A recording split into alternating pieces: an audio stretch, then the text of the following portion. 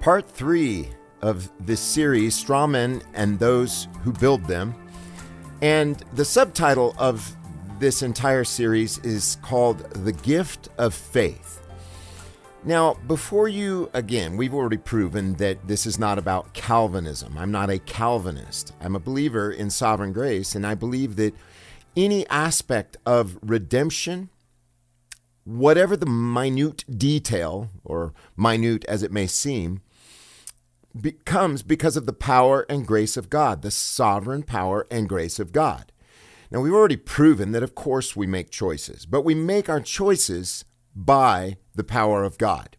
It's very clear in Scripture.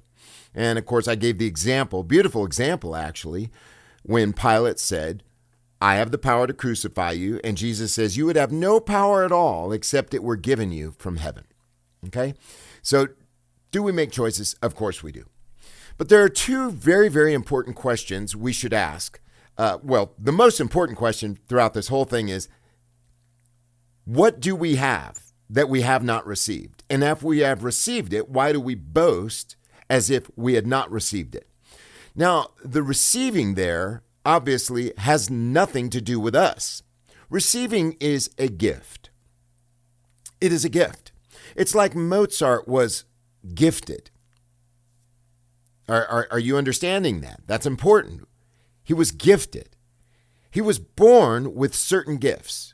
Okay? So when we think about the spiritual nature of the kingdom, blessed are you, Simon Bar-Jonah, right? For flesh and blood has not revealed that to you. Blessed are you. In other words, God blessed you.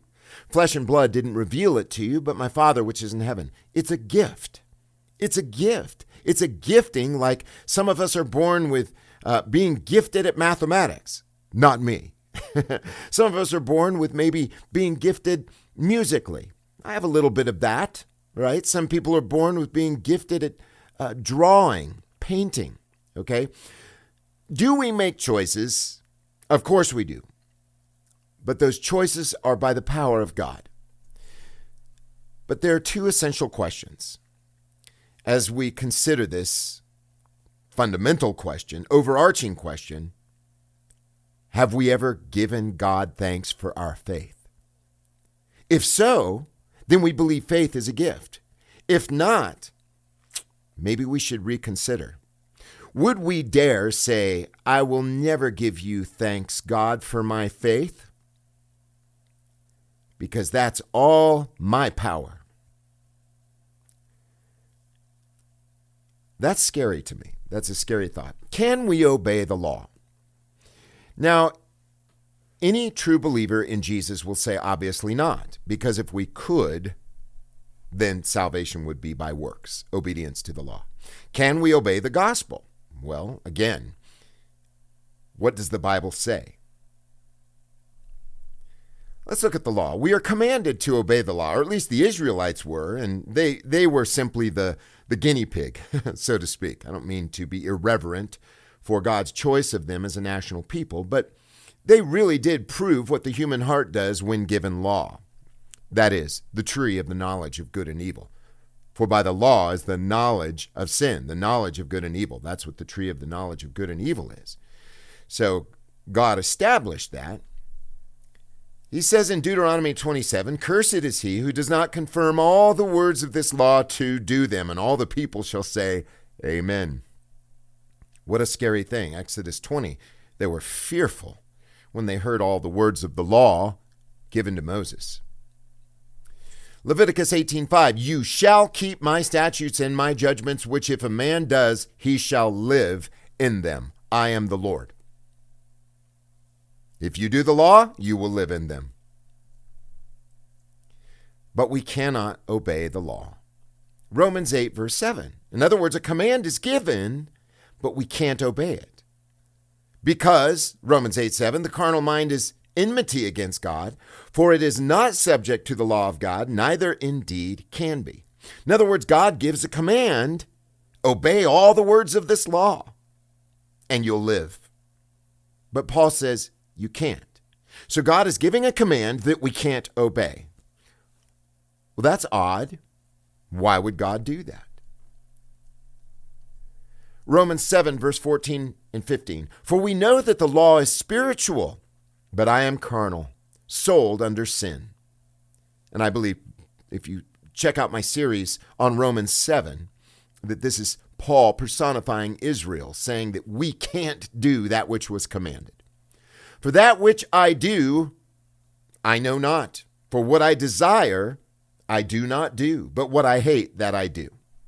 Just speaking about the law there. We are commanded to do righteousness. Blessed are those who keep judgment, he who does righteousness at all times.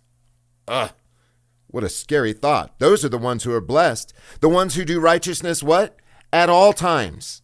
Who's that? But no one does righteousness. Romans 3, verse 10. As it is written, there is none righteous, no, not one. So it says, blessed is the one who does righteousness, but there's no one who does righteousness.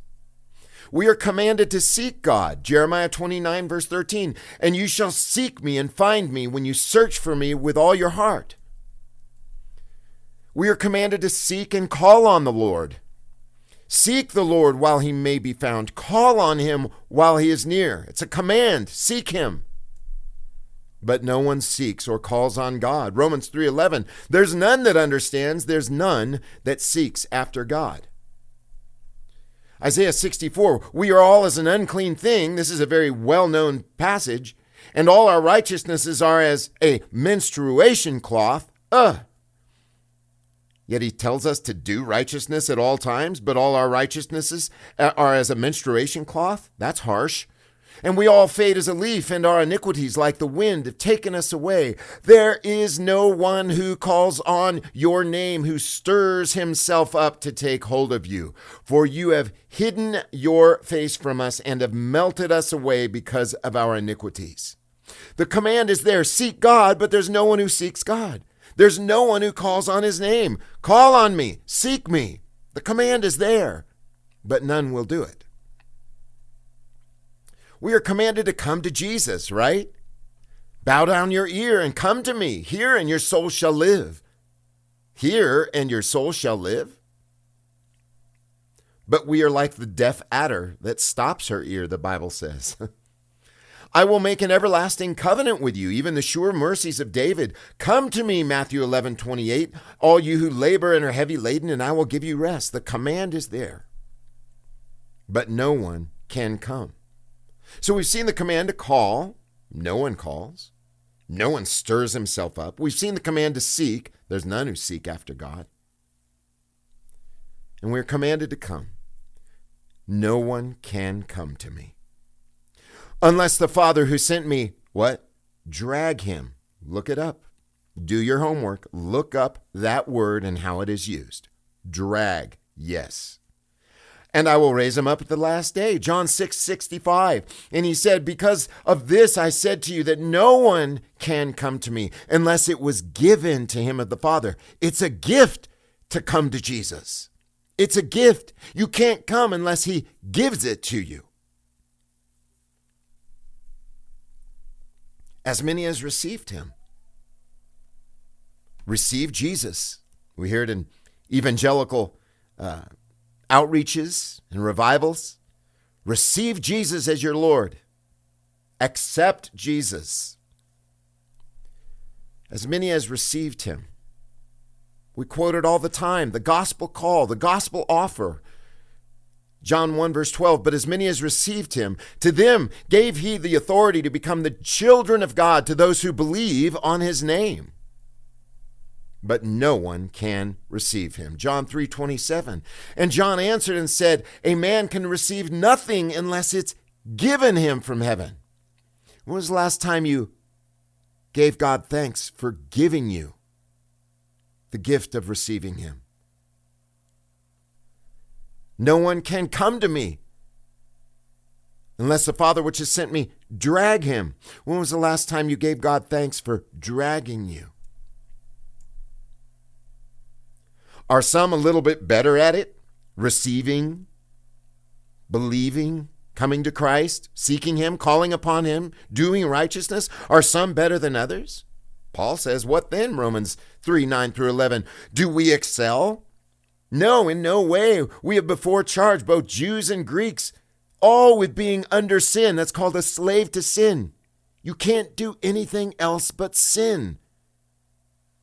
And if all of our righteousnesses are as filthy rags, what about the things we know that are unrighteous? We're hopeless. As it is written, there's none righteous, no, not one. There's none that understands. There's none who seeks after God. This isn't about Calvinism. This is about giving thanks to God. So we see the command, but our inability. Come to me. No one can come to me. Call upon the Lord. No one calls upon him. Seek the Lord. There is no one that seeks after God. But as many as received him, a man can receive nothing except it be given him from heaven. Then why do some believe? God gives this command, obey the law, but we can't. Come to me, but we can't. Call upon me, but we can't. Receive me, but we can't. That's the big question. Why do some believe?